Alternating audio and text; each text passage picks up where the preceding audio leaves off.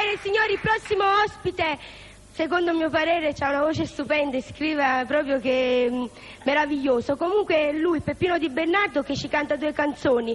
La prima è... no, non mi ricordo. Se ci stesso tu. E la seconda, o stavo pure un compagno mio. Non mi fa parlare di 2 Faccio spiegare un sacco di cose. Perciò fammi salire.